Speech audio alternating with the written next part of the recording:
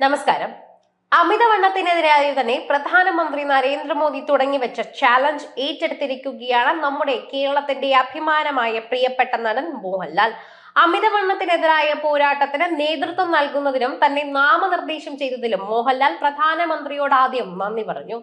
അധിക ഭക്ഷ്യ എണ്ണ ഉപയോഗം കുറയ്ക്കുമെന്നും ശരിയായ ദിശയിലെ അർത്ഥവത്തായ ചുവടുവെപ്പാണെന്ന് പറയുന്നു. ഒരുമിച്ച് കൂടുതൽ ആരോഗ്യമുള്ള ഇന്ത്യയെ കെട്ടിപ്പടുക്കാമെന്ന് അദ്ദേഹം എക്സിൽ കുറിച്ചു. മോദി തുടക്കം കുറിച്ച പ്രചാരണത്തിൽ പങ്കാളിയാവാൻ മറ്റു 10 പേരെ മോഹൻലാൽ ക്ഷണിച്ചു.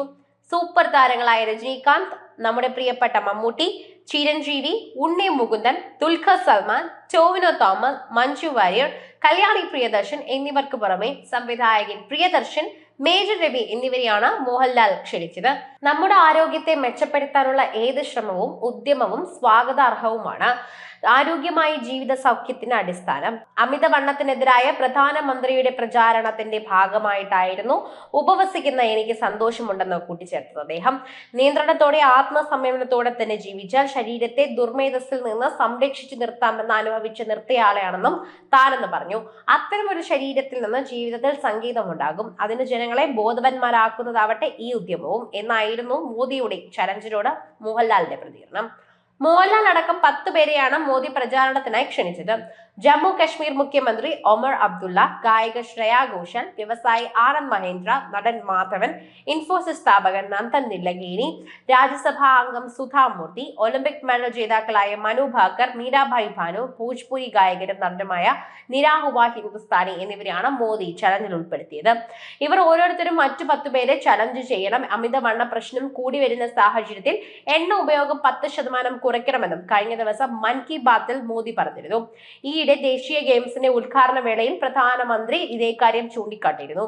പ്രതിപക്ഷത്തിന് അടിമ മനോഭാവമാണെന്ന് പ്രധാനമന്ത്രി നരേന്ദ്രമോദി മഹാകുംഭമേളയെ വിമർശിക്കുന്നവർക്കെതിരെയാണ് മോദിയുടെ കടുത്ത വിമർശനമെന്നും പറഞ്ഞു. രാജ്യത്തെ ദുർബലപ്പെടുത്താൻ ശ്രമിക്കുന്ന വിദേശ ശക്തികളോടാണ് വിമർശകരെ മോദി ഉപമിച്ചത്.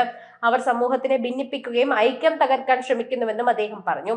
മധ്യപ്രദേശിലെ ഛത്തർപൂരിൽ Bageshwar Dham medical and science research ഇൻസ്റ്റിറ്റ്യൂട്ടിൽ ശിലാസ്ഥാപനത്തിനു ശേഷം നടന്ന പൊതുയോഗത്തിൽ സംസാരിക്കവെയാണ് പ്രധാനമന്ത്രി വിമർശനം നടത്തിയത്.